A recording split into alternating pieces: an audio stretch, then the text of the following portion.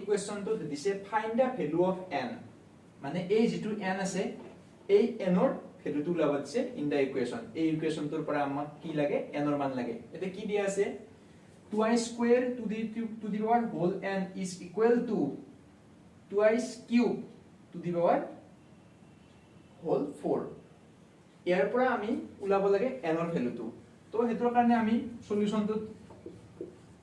কেনেকৈ কৰিম 2 square দিয়া আছে তাৰ পিছত দিয়া আছে to the power n is equal to twice cube to the power 4 এইখিনিতে আমি এটা সূত্র এটা প্ৰয়োগ কৰিব বেসটো কিমান আছে এতেও 2 আছে এতেও 2 আছে তো আমি প্ৰথমতে কি কৰি লম এই বেস যদি সেম থাকে উপৰ দুটা সদায় আমি পূৰণ কৰি দিব পাৰো এই দুটা তো কেনেকৈ হ'ব এটো 2 to the power twice n is equal to 2 to the power 7 গুণ কিমান হ'ব মানে মই দেখাই দিছো 3 পূৰণ 4 দুই লগত n টো পূৰণ হৈছে এতিয়া আমি এইটো আৰু এইটো মানে এটো কেনেকৈ হ'ব a to the power m is equal to যদি a to the power n হয় এনেকৈ এটা সূত্ৰ আছে এই ফৰ্মুলা আছে এইটো এই ফৰ্মুলা মতে কি হ'ব m is equal to n ৰ সমান হয়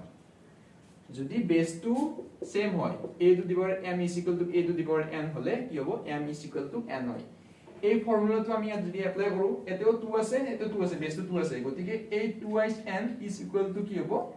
4 পূৰণ 3 12 ৰ সমান হ'ব গতিকে আমি 2i n is equal to কি লিখিব পাৰো 4 3 যা 12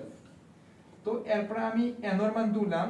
n ৰ লগত দুইটো ইয়াতে কি হৈ আছে পূৰণ হৈ আছে যদি আমি দুইটো যদি সেইফালে গুচি যায় তেতিয়া কি হ'ব 12 ৰ লগত হৰণ হ'ব তো 12 divided by 2 গতিকে এৰ পৰা যদি 2 দি 12 হৰণ কৰো আমি n ৰ মান আমি কিমান পাম 6 পাম সো সূত্ৰখিনি পেলাই দিয়াৰ পিছত আমাৰ সলিউশনটো পাই গলো দেখিছেনে গতিকে সূত্ৰটো যদি আমি জানো তেতিয়া হলে কৰিব কাৰণে বহুত ইজি